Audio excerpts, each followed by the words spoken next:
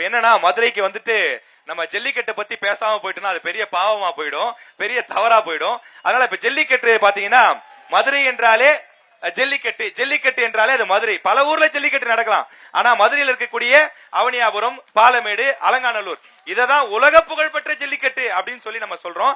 தமிழர்களுடைய பாரம்பரிய விளையாட்டு. கிட்டத்தட்ட 5000 ஆண்டுகளுக்கு முன்பிலிருந்தே இந்த ஜல்லிக்கட்டு விளையாட்டு ஏறுதழுவலா இருக்கு.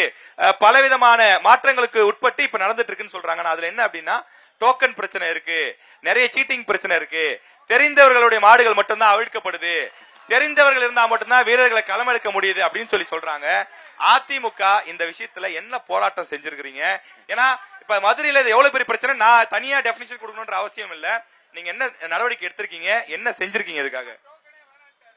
ஜல்லிக்கட்ட மீட்டு கொடுத்ததே அதிமுக ஆட்சி காலத்துலதான். இல்ல, அது தவறான தகவல். ஜல்லிக்கட்டை நடத்த விடாம பண்ணதான் அதிமுக ஆட்சி. நரேந்திர மோடி அவர்களுடைய ஆட்சி காலத்துல 2017 யார் ஆட்சியில இருந்தா? மத்திய அரசோட 2017 யார் ஆட்சியில இருந்தா?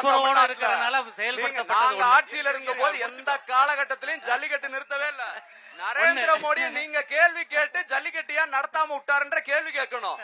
எங்க அமைச்சர் என்ன பண்ணாருன்னா, இந்த மாதிரி ஆன்லைன் டோக்கன்ல வாய்ப்பு கிடைக்காம இருக்கிறவங்களுக்கு தொகுதி வாரியா நடத்தணும்ன்ற அளவுக்கு தொகுதியில 600-700 காளைகள் நான் பதில சொல்லிடுறேன். வேகமா சார். ஜல்லிக்கட்டு டோக்கன் பிரச்சனை நிறைய பிரச்சனை இருக்குன்னு சொல்றாங்க, தெரிஞ்சவங்களுக்கு மட்டும் தான் கிடைக்குதுங்கறாங்க. நீங்க எடுத்த நடவடிக்கை என்ன? இவ்வளவு கேள்வி சிம்பிள். வேற டெல்லிக்குலாம் யாரும் போவாதீங்க. எங்க பொதுச் செயலர் கொடுத்திருக்க அறிக்கையை பாத்தீங்கல்ல, ஆட்சிக்கு வந்த உடனே இந்த ஆன்லைன் டோக்கன் சிஸ்டம் எடுத்துருவோம் அப்படின்னு சொல்லிருக்காரு. பழைய சிஸ்டம் தான் வரும்னு சொல்லி இருக்காரு. பல்வேறு இது கொடுத்திருக்காரு.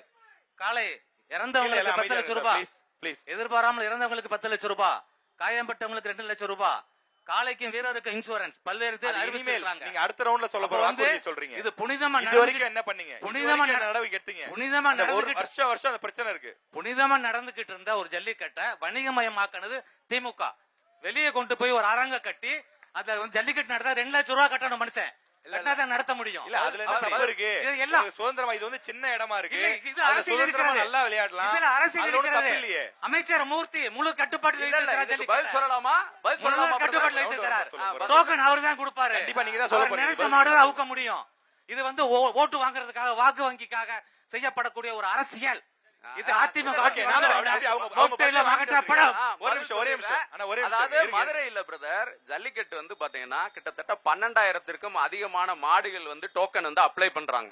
அங்க வாய்ப்பு வந்து 3000 மாடுகளுக்கு தான் அவுத்து விடக்கூடிய சூழல் இருக்கு. அதனாலதான் எங்க அமைச்சர் என்ன செஞ்சாருன்னா, மீதம் இருக்க 9,000 மாடுகளுக்கும் தொகுதி வாரியா நடத்துவோம் சொல்லி தொகுதி வாரியா நடத்துறாரு. அப்படி நடத்தினது யாருன்னா மதுரையின் திராவிட காளை அண்ணன் மூர்த்தி அவர்கள்.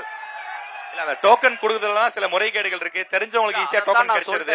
அந்த 9,000 குரலற்றவர்களுக்கு வந்து டோக்கன் கிடைக்கிறது இல்லங்கறாங்க. எல்லாமே ஆன்லைன் பிரதர். அதுல யாருமே இப்ப எனக்கு தெரிஞ்ச இவர் ஆன்லைன்ல 100% சரியா வெளிப்படையா நடக்கலங்கறாங்க. நமக்கு தெரிஞ்ச